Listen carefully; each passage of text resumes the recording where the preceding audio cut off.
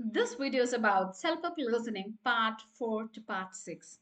Imagine you're listening to a news report on the radio. It sounds formal, a bit fast, and honestly slightly overwhelming, right? Now, here's the biggest mistake students make. They try to understand every single word.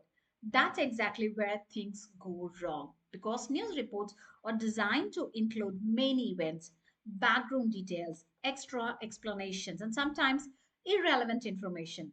So, your job is not to remember everything, your job is to filter. Now, listen to this example carefully. Good evening. Earlier today, city officials announced a series of new measures aimed at addressing the growing problem of traffic congestion in the downtown area, which has been a concern for both residents and commuters over the past several months.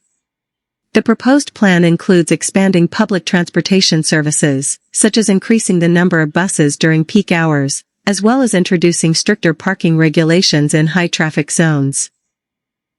According to the mayor, these steps are intended to reduce the number of private vehicles on the road and encourage more people to rely on public transport. The decision comes after a steady rise in complaints from the public regarding long travel times, frequent delays, and increasing levels of air pollution.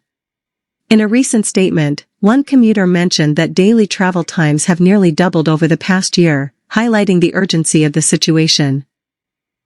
While many residents have welcomed the initiative and believe it could improve overall traffic conditions, others have expressed concerns about the possible inconvenience caused by reduced parking availability, particularly for those who rely on their cars for work. City authorities have stated that the measures will be implemented gradually over the next 6 months, allowing time for adjustments based on public response and observed effectiveness. So, if you want, you can just again go back and listen to the same. Now, let's move on to the questions here.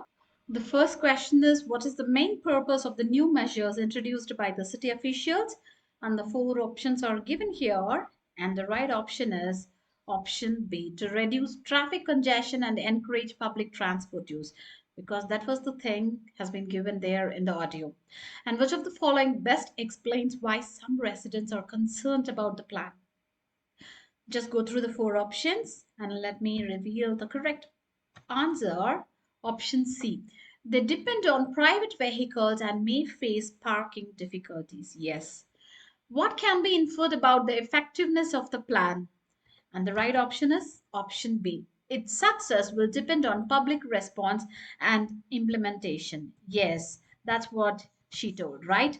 So in part 4, the answer is rarely the loudest idea. It's usually the most strategically important idea. Got it? Now let's move to part 5. This is where things start getting messy because now you're not dealing with clean information. You're dealing with opinions, you're dealing with emotions, and you're dealing with partial agreement, sometimes subtle disagreement. And this is where students get trapped. Yes, because they hear something like, yeah, I think that could work. And they immediately think, oh, agreement? But wait, the tone matters, right? That could actually mean hesitation or doubt, or it's a kind of polite disagreement. Got it? So here is the discussion. Let me just speak it for you. I think companies should move completely to remote work. It saves time, reduces cost, and employees seem happier overall. I mean, I agree that flexibility is a big advantage, but I'm not entirely convinced it works for every role. Some jobs really depend on direct collaboration. That's fair, but with the tools we have today, like video conferencing and shared platforms, I think most of those challenges can be managed. Maybe, but there's also the issue of long term engagement. People might feel disconnected from the company culture over time. So here, if you see, so this is something like I have just given you an example. Let's move to the question here. How does the women's position evolve throughout the discussion? And the options are given here. She begins by opposing remote work but gradually shifts towards full acceptance. She maintains a consistently critical stance without acknowledging any advantages. She initially acknowledges a benefit but increasingly emphasizes limitations and risk. She remains neutral, avoiding any clear evaluation of remote work. So, what's the correct option? The correct option is option C. Because at the beginning, she says, I agree that flexibility is a big advantage, right? So, she's not against it. But then she moves into not entirely convinced. And she told, depends on the role. She told, like, people might feel disconnected. So, what's happening here? She's moving from mild agreement to stronger concern. That's exactly what option C captures. Okay? So, this is how you need to identify. So, in part 5, you are not just tracking what they say, you're tracking how their thinking develops. Got it? And let's move on to the last part, listening for viewpoints. So this is the real challenge.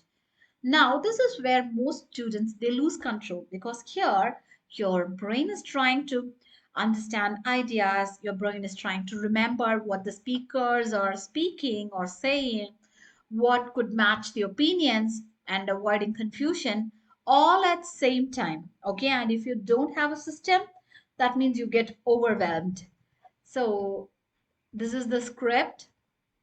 Today, we are discussing whether universities should prioritize practical skills over theoretical knowledge. I strongly believe practical skills should come first. Students need to be job ready, and theoretical knowledge alone doesn't prepare them for real world challenges. I understand that perspective, but I think theory forms the foundation of any discipline. Without it, practical skills lack depth and long term value. Personally, I think the issue is not about choosing one over the other. A balanced approach is necessary where theory supports practice and vice versa. So, here, three speakers are speaking, right? So, it's just the glimpse of the overall conversation. You will be getting a little more deeper also. And let's see a question based on this one. So, which of the following best describes the relationship between three viewpoints presented? Yes, three of them they have presented their viewpoints.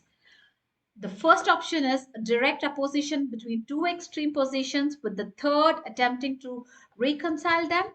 And the second one is a gradual shift from traditional thinking toward modern educational practices. And option C, a shared agreement on the importance of theory with minor differences in application. And option D, a discussion dominated by one perspective with others providing limited counterpoints. So, which is the right one? Option A. Speaker one, if you have noted, he was talking about the practical thing is greater than the theory, right? So that gives a strong stance. And speaker two, he told theory is more important than practical. So it's totally the opposite stance. Got it?